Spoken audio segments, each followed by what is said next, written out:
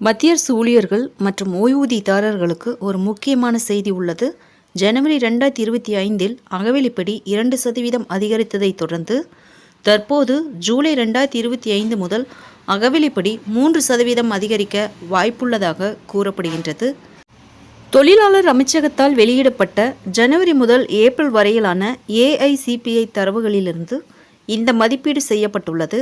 இருப்பினும் மே மற்றும் ஜூன் மாதங்களுக்கான புள்ளி விவரங்கள் இன்னும் வரவில்லை. மத்திய அரசு ஊழியர்களின் அகவிலைப்படி மற்றும் ஓய்வூதியதாரர்களின் அகவிலை நிவாரணம் எவ்வளவு அதிகரிக்கும்? 2 அல்லது 3% AICPI குறியீடு தரவுகள் மூலம் இதை புரிந்து கொள்ளலாம். ஜனவரி 2025 AICPI குறியீடு 143.2 புள்ளியாகவும், பிப்ரவரியில் AICPI குறியீடு 142.8ஆகவும், மார்ச்சில் AICPI குறியீடு 143ஆகவும், ஏப்ரல் மாதத்தில் 0.5 புள்ளிகள் அதிகரித்து 143.5ஆக உள்ளது. DA மதிப்பெண்ணை 57.95% உயர்ந்துள்ளது.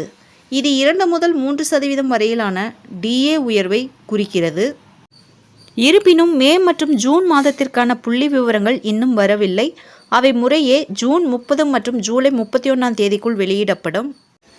இதற்கு பிறகுதான் ஜூலை 2025 முதல் அகவிலைப்படி எவ்வளவு அதிகரிக்கும் என்பது தெளிவாக தெரியும். மே ஜூன் மாத புள்ளி விவரங்களில் அதிகரிப்பு இருந்தால் ஜூலை மாதத்தில் 3% DA அதிகரிப்பு உறுதியானதாக கருதப்படுகிறது. இந்த தரவில் சரிவு ஏற்பட்டால் ஜனவரி மாதத்தைப் போலவே DA 2% வரை அதிகரிக்கலாம். இருப்பினும் ஜூலை மாதத்தில் அகவிலைப்படி எவ்வளவு அதிகரிக்கும் என்பது இன்னும் அதிகாரப்பூர்வமாக உறுதிப்படுத்தப்படவில்லை. அகவிலைப்படி 2% அதிகரித்தால் 18,000 அடிப்படை சம்பளம் பெறுபவர்களுக்கு ரூபாய் 10,260 வரையிலான நன்மையும், 3% அதிகரித்தால் ரூபாய் 10,440 அளவிலான நன்மையும் கிடைக்கும். அகவிலைப்படியின் புதிய விகிதங்கள் ஜூலை 2025 முதல் பொருந்தும். இது தீபாவளியை ஒட்டி நடைபெறும் மோடி அமைச்சரவை கூட்டத்தில் அறிவிக்கப்படும் என்று எதிர்பார்க்கப்படுகிறது. அத்தகைய சூழ்நிலையில் ஜூலை முதலான DA அரியர் தொகை ஊழியர்கள் மற்றும் ஓய்வூதியதாரர்களுக்கு வழங்கப்படும்.